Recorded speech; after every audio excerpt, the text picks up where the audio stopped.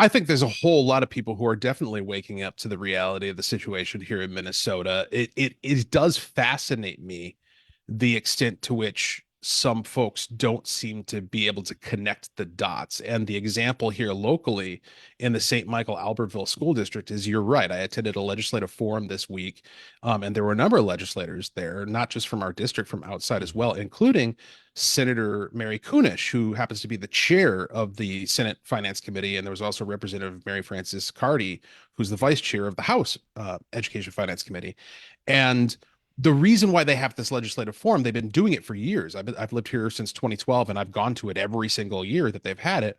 And it's always the same complaint, which is St. Michael Albertville is either at the very bottom or in the last few on the list of districts for per pupil funding as a result of how the funding formula works.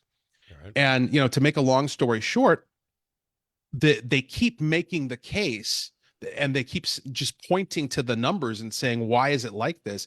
A high school senior got up during the presentation and asked the question, why are there fewer opportunities for me to take AP classes in preparation for college than there is for somebody somewhere else in the state? Why? Just a flat, That's easy an easy question. And so Senator Mary Kunish provided the answer. She Oh, really? said, oh, yes, it was a little delayed, but she eventually provided it. She said, in response to Senator Eric Lucero talking about a bill that both he and I have co-authored that would provide additional revenue to the bottom 20% of low revenue school districts, that the reason why that bill didn't move forward and get passed is because there are districts on that list of, again, the top 20 or the bottom 20% per pupil funding who are wealthy. That's the word she used, wealthy.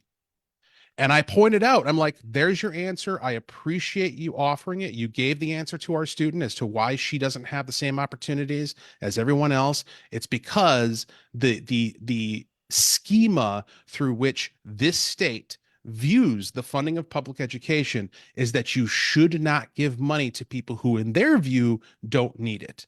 That's why kids in Minneapolis have twice the resources from the state as kids out here in St. Michael Albertville. And we excel in spite, or at least we have, but it's not sustainable. Like, we're on the verge out here.